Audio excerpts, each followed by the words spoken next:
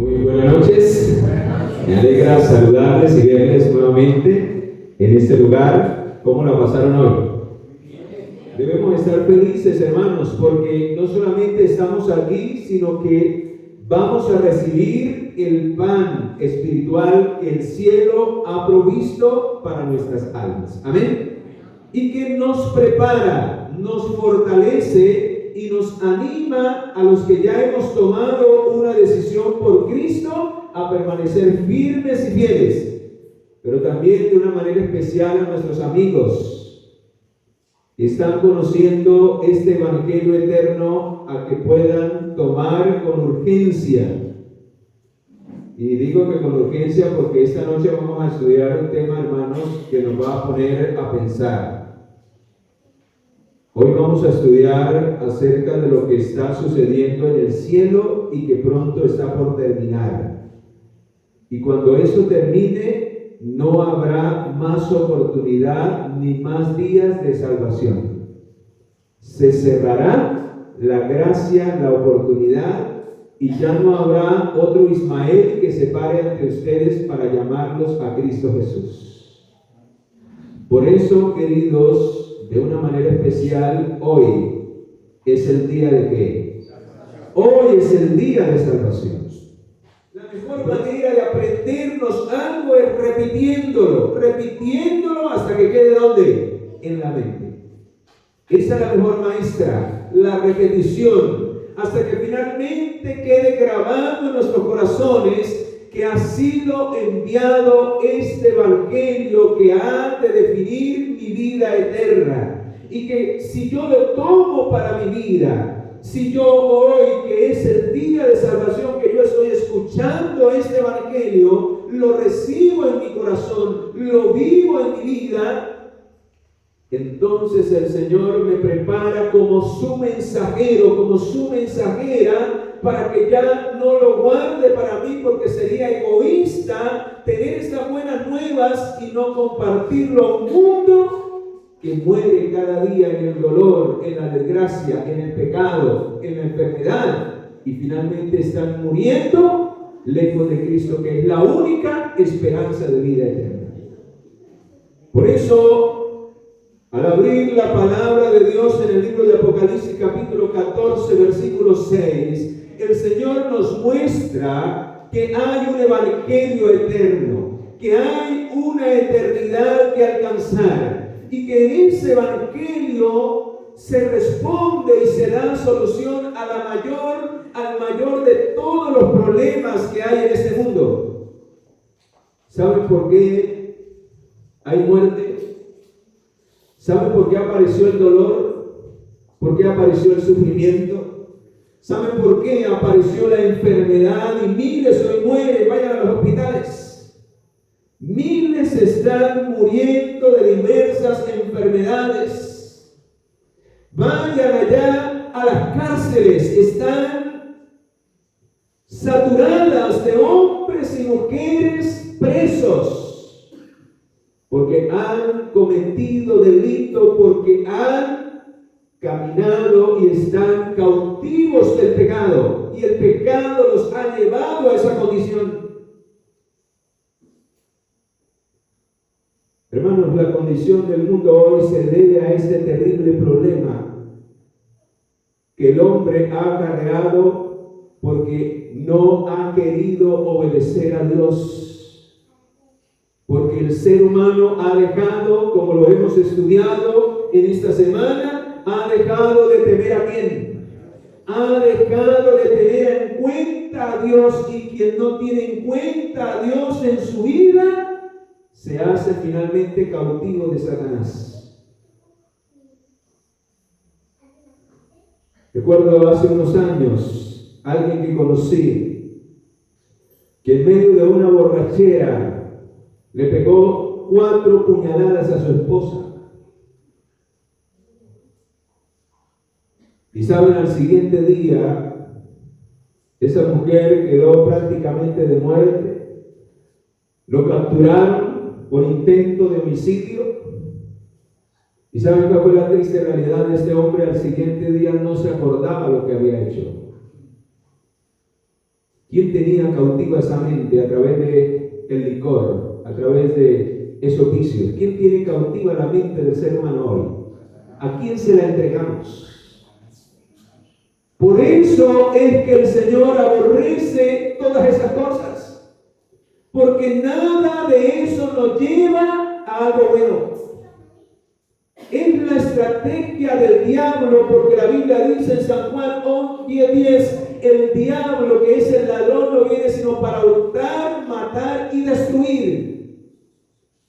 Pero gloria al Señor, porque tenemos en el Evangelio eterno a un Dios que se hizo hombre, que vivió entre nosotros para enseñarnos cuál es el camino de la obediencia, cuál es el camino que nos garantiza una vida de felicidad, una vida de bendición, una vida en la que podemos no solamente temer a Dios, sino darle la gloria que Él se merece.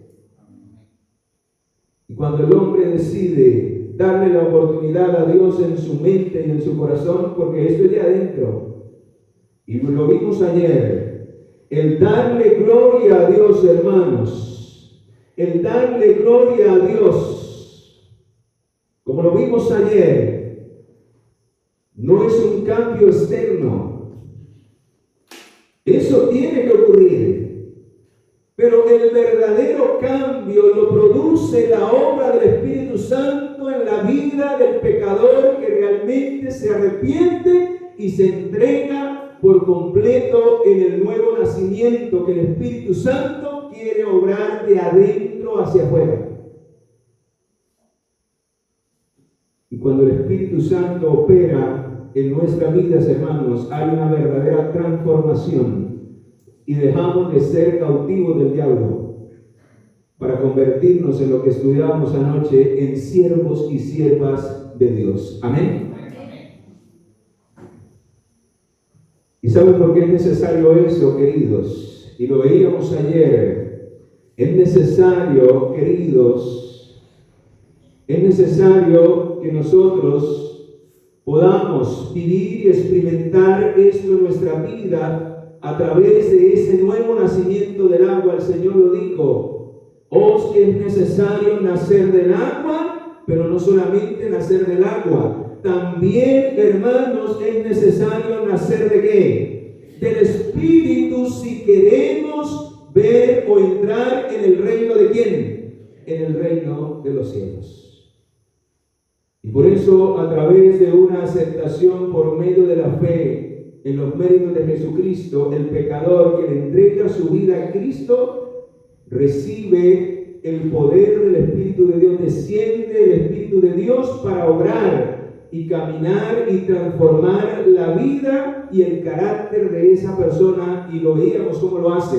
Él cambia ese corazón de piedra y coloca un corazón ¿de qué? Un corazón de carne. Y no solamente hace ese cambio, sino que también renueva un nuevo espíritu dentro de quién, para que ya no sirvamos más al pecado y ahora sirvamos a quién. Ahora sirvamos a aquel a quien le hemos entregado nuestra vida y podamos darle la gloria a Él. Y entonces, al contemplar la ley de Dios, esa ley que el Espíritu Santo quiere escribir en las tablas de nuestro corazón, o sea, en nuestra mente, finalmente al contemplar la ley de Dios, se puede ver el reflejo de Cristo en mi vida. Que las personas que antes me vieron tomando, que antes veían que yo era un mentiroso, que antes veían que yo vivía una vida perdida, ahora puedan ver en mí un hombre nuevo, una mujer nueva para la gloria del Señor. ¿Saben, queridos? Eso es lo que Dios quiere lograr en la vida de todo pecador, y en eso consiste el verdadero evangelio eterno. Qué triste que hoy se esté predicando en el mundo cristiano un evangelio a medias, un evangelio de mentira, donde solamente se le enseña al pecador a pedir perdón y nada más.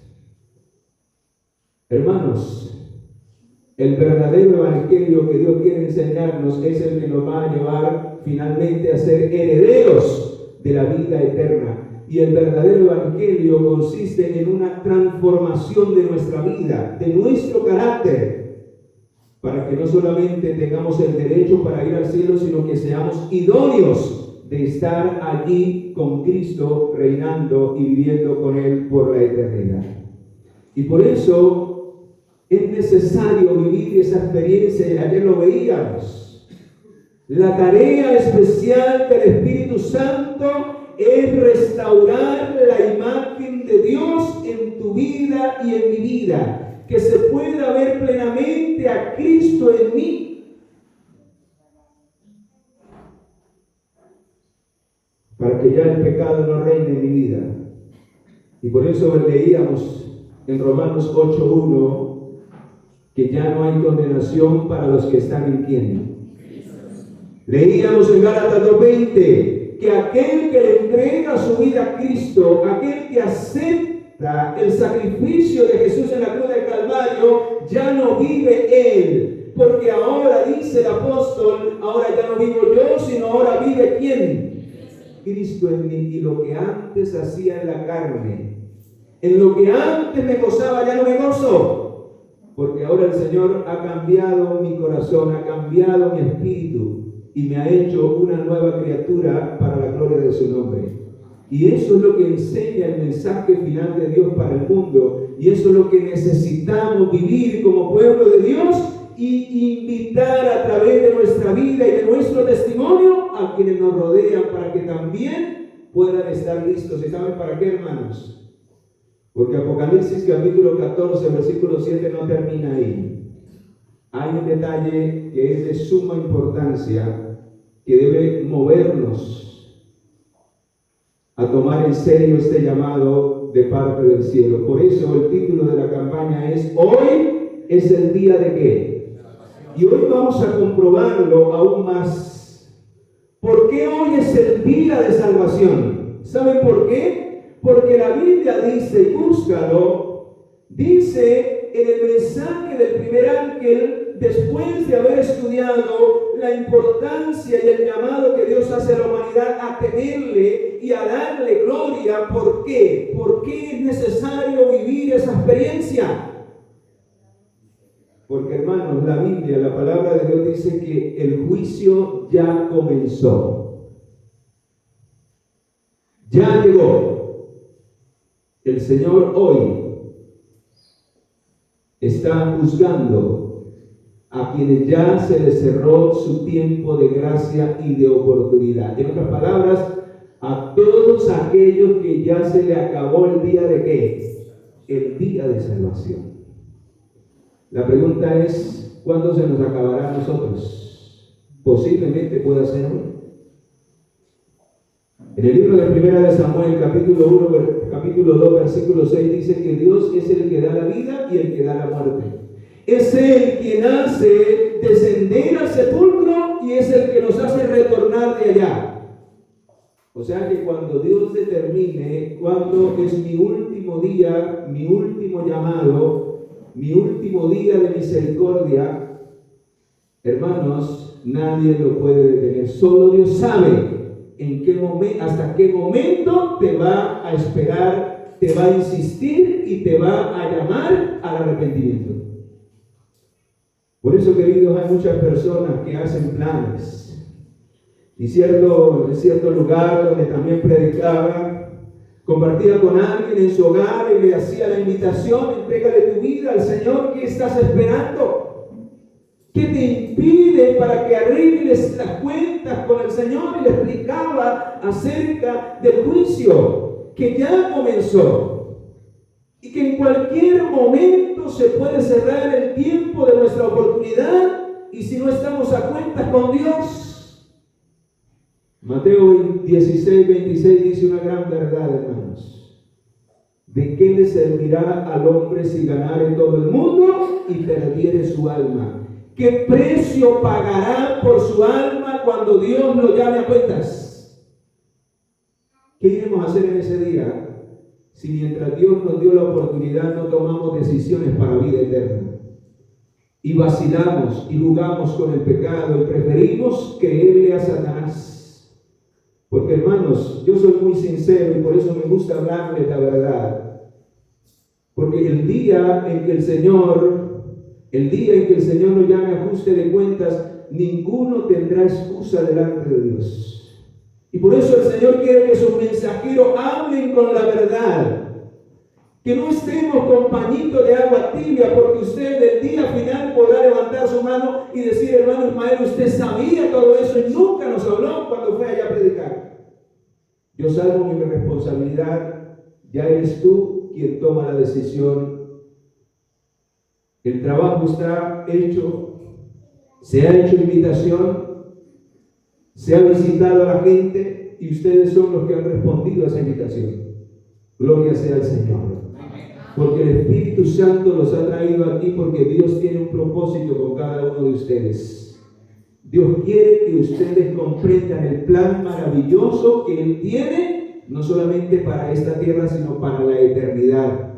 Y por eso quiere que tú y yo entendamos que la hora de su juicio ha llegado. Vamos, abramos la palabra de Dios. A mí me gusta que usted escudriñe la Biblia, que se escuchen las hojas moviéndose. Coloco el texto para resaltar, quizás para quien no tenga Biblia, pero si hay algún amigo a su lado, compártale para que diga: vea, aquí está escrito, no es mentira. Primera de Pedro, capítulo 4, versículo 17 al 19, vea lo que dice, hermano, es una gran verdad. Porque es tiempo de que el juicio comience. ¿Por quién comienza el juicio, hermanos? Por la casa de Dios. ¿Y quiénes son los que vienen a adorar en la casa de Dios? Aquellos que le han entregado su vida. ¿A quién? Aquellos que han recibido la invitación de Cristo en su corazón, en su vida, y han hecho un pacto con Cristo. El juicio, de una manera especial, se divide en 3 etapas. Pero la principal de todas, hermanos, es la que estamos viviendo. ¿Y saben por qué? Porque este juicio, esta primera parte del juicio de Dios, que he llamado por la inspiración divina el juicio investigador, hermanos, va a determinar la vida eterna de todos los que en algún momento han creído y han aceptado a Jesús como su Salvador. Esta primera etapa es crucial. Si usted deja pasar esta primera etapa del juicio y no arregla sus cuentas con Cristo para que Cristo le cambie, le transforme y lo que se registre en su vida sea solo gloria para Dios, hermanos, está en juego nuestra vida eterna y ya no habrá oportunidad más a lo que se acabe esta primera etapa del juicio. Por eso la Biblia dice que este juicio comienza primero por la casa de Dios, o sea, por los que profesan creer en Dios y vivir para Dios. Y dice, vean lo que dice, hermanos. Y si primero comienza por nosotros, ¿y quién es el que está hablando allí? ¿Quién es el que está hablando? ¿Quién fue el que escribió el libro de Pedro, primera de Pedro? ¿Quién? El apóstol Pedro, o sea, que él se está refiriendo a él, dice: y si primero comienza por nosotros que profesamos creer en Jesucristo y que decimos vivir para Cristo, ¿cuál será el fin de aquellos que no obedecen el Evangelio? De aquellos que el Señor les dice: hoy es el día de salvación, y prefieren seguir lejos de Dios.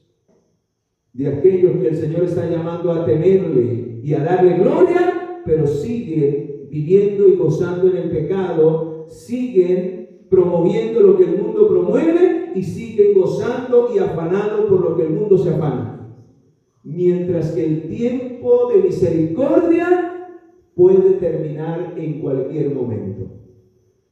Y dice el versículo: y si el justo con dificultad se salva, ¿en dónde aparecerá el impío y el pecador? O sea que este juicio, según lo que estamos leyendo, que empieza por la casa de Dios, es para determinar quiénes han de ser ¿qué? Salvos. ¿Quiénes han de ser salvos?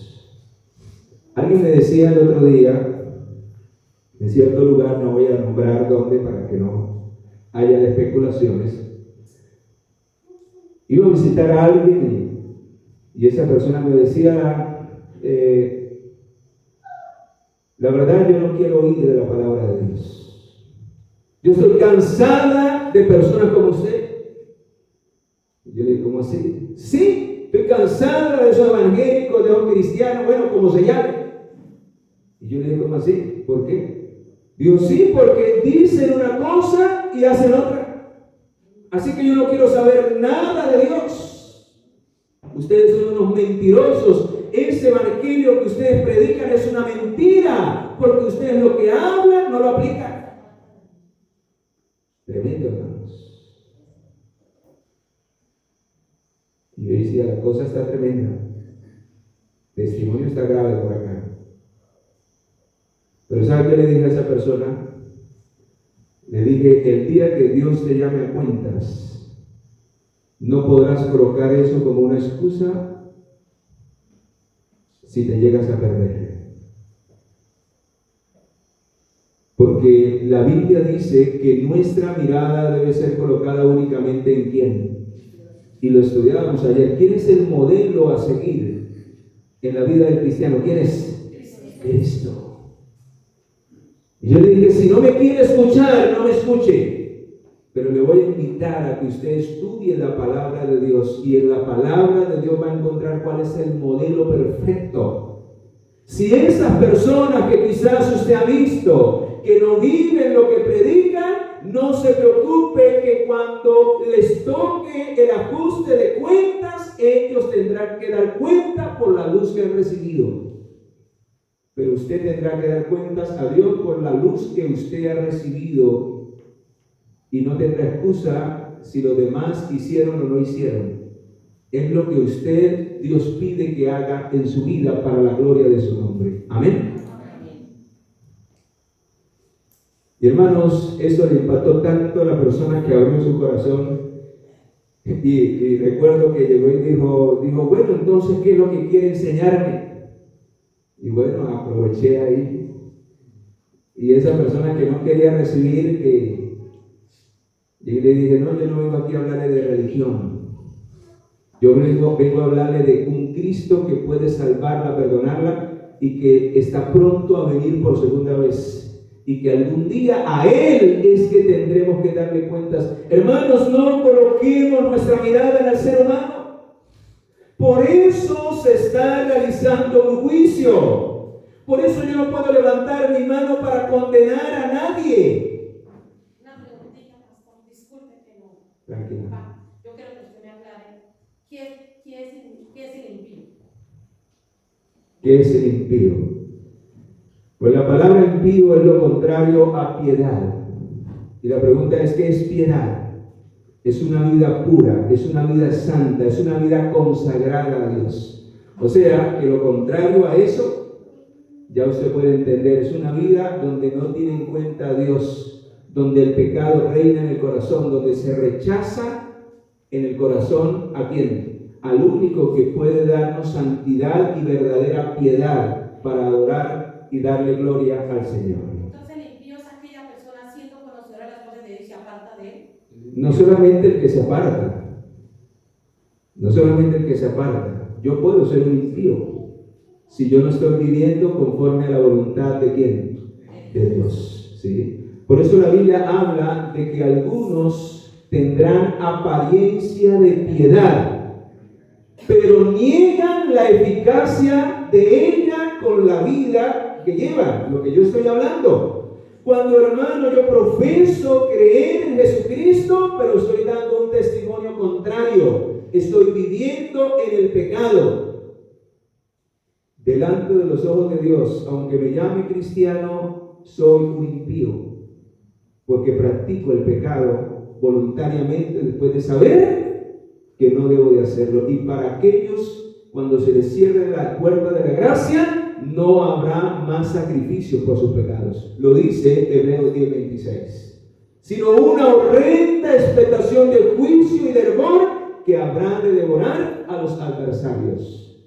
Por eso, hermanos, la importancia, queridos, y por eso dice aquí, de modo que los que padecen según la voluntad de Dios encomienden sus almas. ¿A quién? ¿Quién es el único que nos puede hacer vencedores del pecado, hermano? ¿Quién es? Él es el único. Usted solo no va a ser capaz contra el diablo. Usted solo no va a poder tener el poder y el dominio propio para sostenerse frente a las tentaciones. La Biblia lo dice, aquel que es poderoso para sostenernos sin qué, sin caída. Y por eso el Señor nos invita a que vayamos a Él y le entreguemos nuestra vida, a que nos rindamos. Porque Él sí lo puede todo en nosotros. Todo lo puedo en ¿quién? En Cristo, porque Él me fortalece. Por eso, queridos, dice aquí en el Salmo 50, versículo 4 y 5, dice, convocará a los cielos de arriba y a la tierra de abajo para juzgar ¿a quién? ¿A quién es que está juzgando hoy el Señor? A aquellos que dicen creer en Jesucristo, a aquellos que dicen ser su pueblo. Por eso, hermano, preocúpese por cómo está su vida delante de Dios. Que cuando usted vive una vida de temor a Dios y vive dándole la gloria a Dios, hermanos, usted es el testimonio más poderoso para llamar a aquellos que están mal y a aquellos que están viviendo en el pecado. Hermano querido, Dios se encargará de purificar a este pueblo.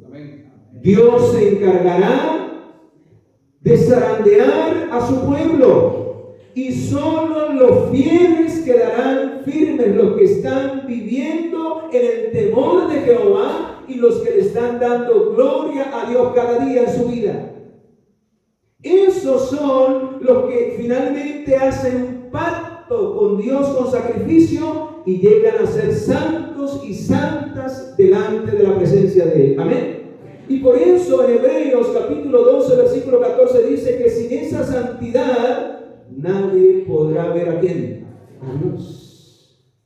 Es necesario, hermano, que cuando se nos acabe el tiempo de oportunidad, el tiempo de gracia, ¿y cuándo se acaba el tiempo de gracia? Hermano, se puede acabar hoy, porque si la muerte llega y si Dios permite que lleguemos a morir hoy, la Biblia dice, aún hay esperanza, dice Eclesiastés 9:4, aún hay esperanza para los que están entre los vivos, porque los muertos ya nada saben, su memoria es puesta en el olvido y entonces son llamados a juicio. No porque vayan para el cielo. Algunos creen que los que mueren van para el cielo y los que hicieron lo bueno para el cielo y los que hicieron lo malo para el infierno. No. La Biblia nos muestra, queridos, y dice este pasaje de ese libro que le regalaron, hermano. Felicitaciones por haber llegado temprano. Qué lindo aquellos que llegan temprano a oír la palabra de Dios.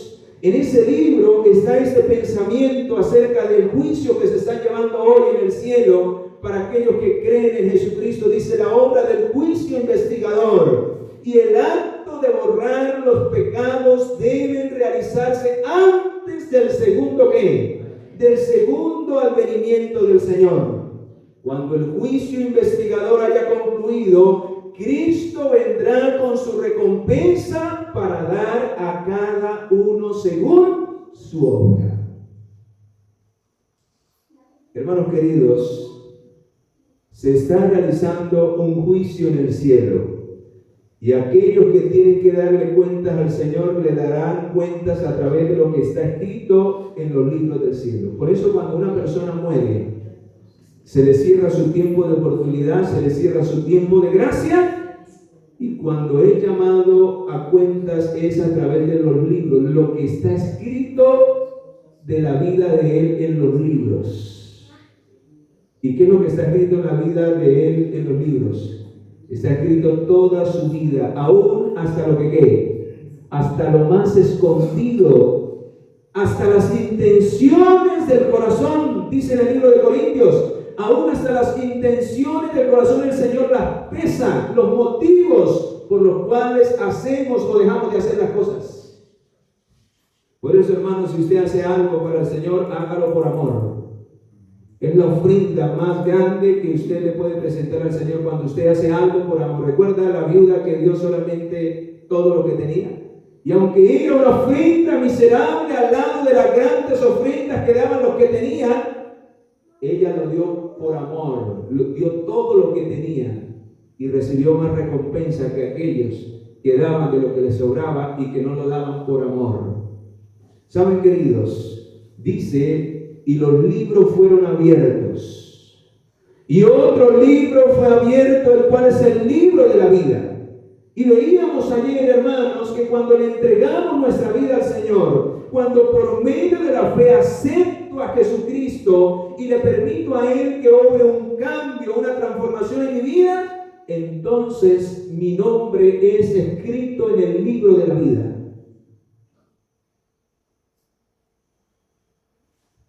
¿Y saben para qué es el juicio? Para determinar si mi nombre permanece en ese libro. Por eso se llama el libro de la vida. Porque los que queden ahí escritos son los que van a tener vida eterna. Y lo dice el pasaje de Apocalipsis 20, dice, y fueron juzgados los muertos por las cosas que estaban escritas, ¿en dónde? Entonces, ¿por quiénes empieza el juicio, hermanos? ¿Por quiénes? Por los muertos. Y luego va a pasar por los que van a estar vivos en esta tierra antes de la venida del Señor. O sea que el tiempo de gracia se va a cerrar antes de que Cristo venga para los vivos. Pero para el que se muere hoy, hermanos, se cierra. Y entonces el Señor mira la vida de Ismael. Si Ismael muere hoy, supongamos que el Señor cierra mi vida hoy, entonces luego dice que los libros son abiertos en donde está mi vida. Pero primero el Señor mira el libro de la vida a ver si Ismael aceptó a Cristo en vida. Porque ¿qué pasa si Ismael no aceptó a Cristo en vida? Si mi nombre no está en el libro de la vida, ¿qué pasa? Juan capítulo 3, versículo 18 dice, el que no creyó en Jesucristo ya está ¿qué? Ya está condenado. Pero el que cree en Jesucristo y permanece fiel aún hasta la muerte, tendrá vida eterna. ¿Por qué? Porque sus obras en Cristo ahora ya no son las obras de la carne, sino las obras del Espíritu. Ahora permanece en Cristo y ya no vive Él, sino ahora vive en Cristo, y por eso vamos a ser juzgados por las obras. Por eso el Señor dijo allá en Mateo 7:20, por sus frutos, ¿los qué? Porque no todo el que me dice Señor, Señor, entrará en el reino de los cielos, sino el que hace la voluntad de ¿quién? Por eso las obras determinan si mi fe en Cristo es una fe verdadera o es una fe muerta. Por eso, hermano, lo que la hermana decía, si mis obras no concuerdan con la fe que yo profeso en Cristo, significa que mi fe es una fe muerta y que Cristo realmente no mora en mi vida y en mi corazón, y quien reina es otro. ¿Y qué dice al final? Versículo 15, vea lo que dice. Y el que no se halló escrito en el libro de la vida, ¿qué va a pasar con esa persona? Hermano, no tendrá vida eterna, sino tendrá muerte eterna. Por eso, en el libro de Santiago, capítulo 2, vamos allí a la palabra, Santiago, capítulo 2. Por eso ayer veíamos acerca de darle gloria. ¿Qué es darle gloria? Según el sabio Salomón, ¿qué es darle gloria? ¿Qué escribió él? El fin de todo discurso oído es este: teme a Dios. Y en vez de colocar darle gloria, ¿qué colocó él? Y guarda sus ¿qué? O sea que cuando usted guarda los mandamientos de Dios, está dándole la gloria al Señor, porque la ley de Dios, la primera tabla de la ley de Dios tiene que ver con mi amor y mi relación con Dios. Y cuando yo obedezco cuando yo guardo la primera tabla, le estoy dando la gloria al Señor, pero también cuando guardo la segunda tabla, también le doy la gloria a Dios. Cuando amo a mi prójimo, porque la segunda tabla tiene que ver con el amor hacia el prójimo.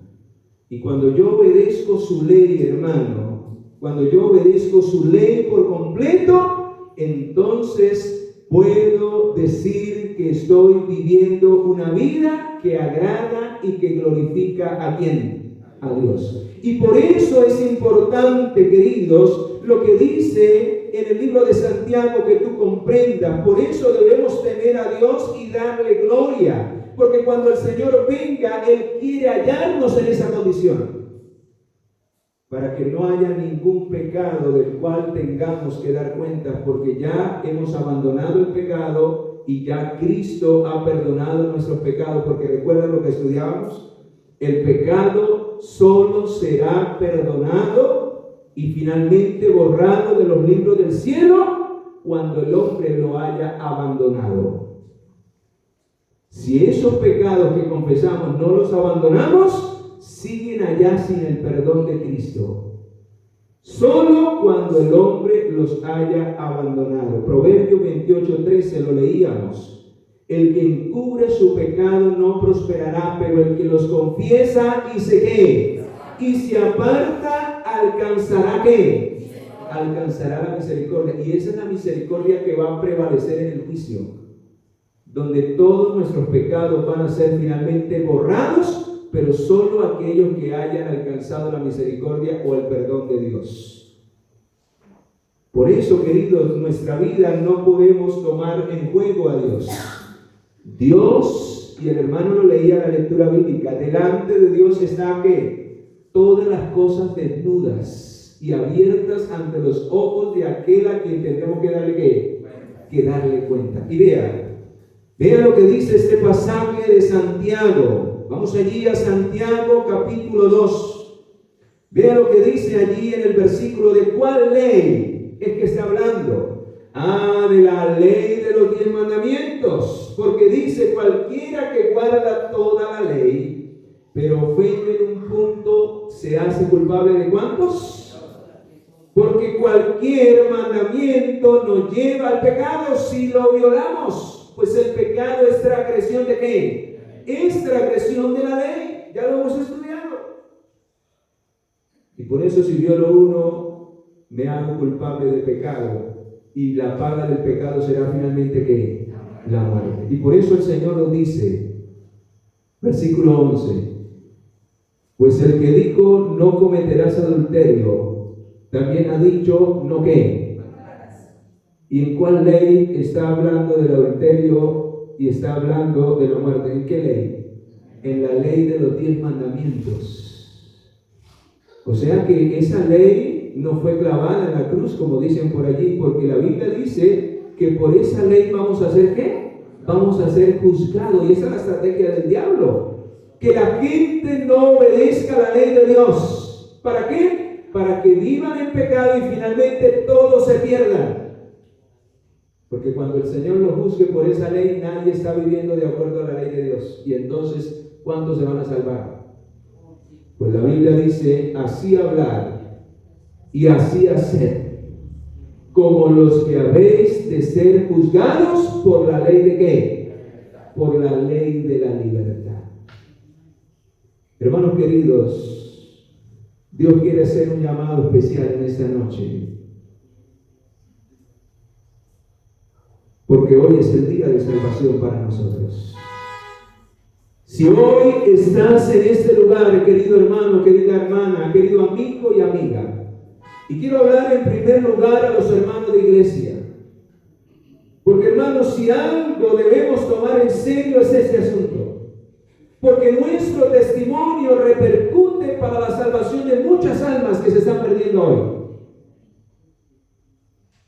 Y aunque cada quien individualmente tendrá que darle cuentas a Dios, hermanos, nuestro testimonio puede obrar para bendición o para maldición de las almas. Y va a ser tenido en cuenta también en el día del juicio final. ¿Para cuándo fui yo tropiezo? si yo no tomo a Dios en serio y no aprendo a obedecerle a Él por amor.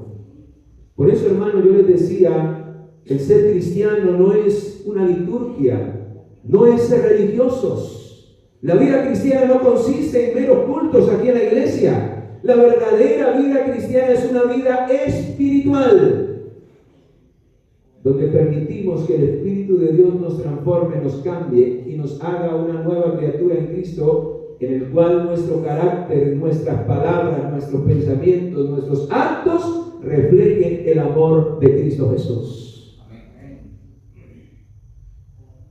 Y por eso, queridos hermanos, la pregunta es: ¿cómo estamos hoy delante de Dios?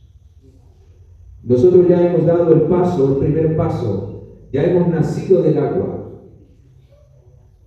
El día que yo me bauticé, en el año, recuerdo muy bien, en el año 1993, el 30 de abril fue mi nuevo nacimiento del agua. Pero ¿cuántos han nacido del agua y todavía no han nacido del Espíritu? Porque no le han permitido al Espíritu Santo hacer un verdadero cambio, una conversión en su vida. Por eso, queridos, este segundo llamado ahora es para nuestros amigos que todavía no han dado y no le han permitido al Señor los 2 pasos que deben de dar para empezar a caminar con Cristo. En esta semana hay la oportunidad de que tú te coloques a cuentas con el Señor. Él ha prometido limpiarnos de todo pecado. Él ha prometido restaurarnos. Ya todo lo que el cielo tenía que hacer ha sido hecho. Solo necesitamos aceptarlo en nuestro corazón y con Él vendrán todas las demás bendiciones. Amén. Por eso en esta noche quiero hacer un llamado especial a nuestros amigos que todavía no han dado ese paso, o que un día estuvieron pero se fueron lejos de Dios y rompieron ese pacto con el Señor. Hoy el Señor los está llamando a que vuelvan a casa. Hoy el Señor les está diciendo que es el día de salvación, el día de tomar una decisión para Cristo.